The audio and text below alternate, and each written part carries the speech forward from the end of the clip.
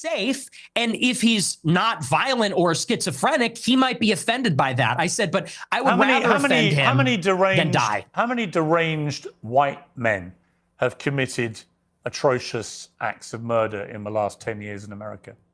Proportionally, far fewer. But far fewer. How many? Do you know how many?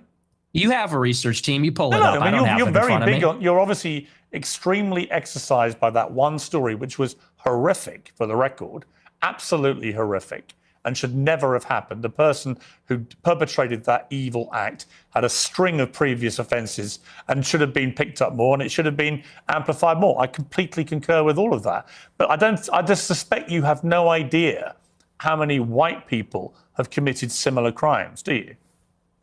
No, because I know it's far fewer from experience. Because it's like you said. Well, and hang on. And I would add to that, you know, Irina Zarutska wasn't the first one. That was also after Austin Metcalf was killed in Texas. Sure. After Carmelo Anthony stabbed him in the neck. How many times has it been perpetrated by white people?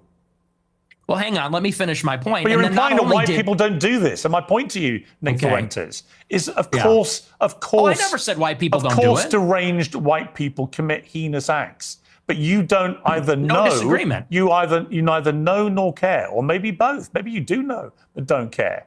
You only seem to be focused on black people who commit crimes. And again, if you hadn't prefaced the whole debate about racism by openly conceding you are a racist, I could read other connotations into what you've been saying. But once you've said, I'm a racist, and then you only talk about black crime, I think people can watch this and they can say, yeah, he's a racist. And everything that he says about crime is driven through the prism of being a racist who judges people according to their skin color.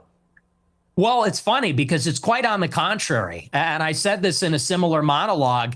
You know, the problem is not that I wake up and I walk down the street and I see someone that doesn't look like me and it makes me angry. The problem is there's a pattern of behavior, which we've all seen. Blacks in America have become narcissistic, and they become narcissistic because they've been told they're victims of racism. They're victims of slavery. They've been told, really, there's no accountability. If they're rude, if they're inconsistent,